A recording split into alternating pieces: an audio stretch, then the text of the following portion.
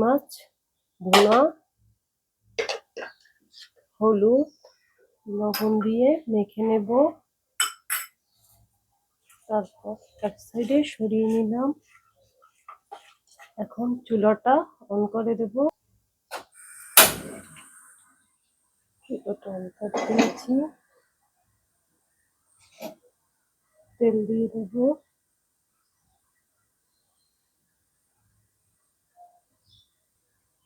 তেল গরম হয়ে গেছে, মাছগুলো দিয়ে দিব। ঢেকে নেব।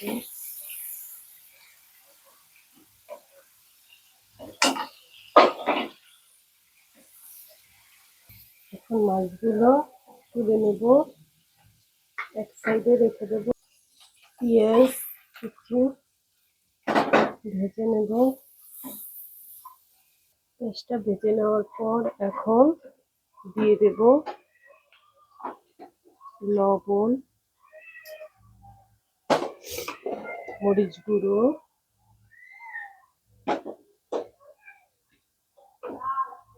সামান্য পরিমাণ হলুদ গুঁড়ো, নেড়ে নেব। পানি দিয়ে দেব।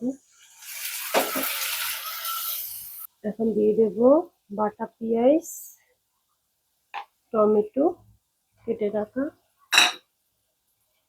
এগুলো একটু কষিয়ে নেব। পানি দিয়ে দিচ্ছি। এখন কষিয়ে নেওয়া শেষ, চিংড়ি মাছগুলো দিয়ে দেব।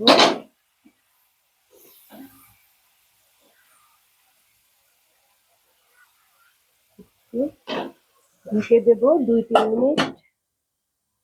এখন ঢাকনাটা উঠিয়ে কাঁচামরিচ দিয়ে দেব 2টা, ধনেপাতা দিয়ে সামান্য পরিমাণ নেড়ে নেব। তারপর 3-4 মিনিট ঢেকে রান্নাটা করে নেব। ঢাকনাটা উঠিয়ে তুলে নেব। চুলাটা বন্ধ করে দিচ্ছি। হয়ে গেল আমার চিংড়ি মাছের ভুনা।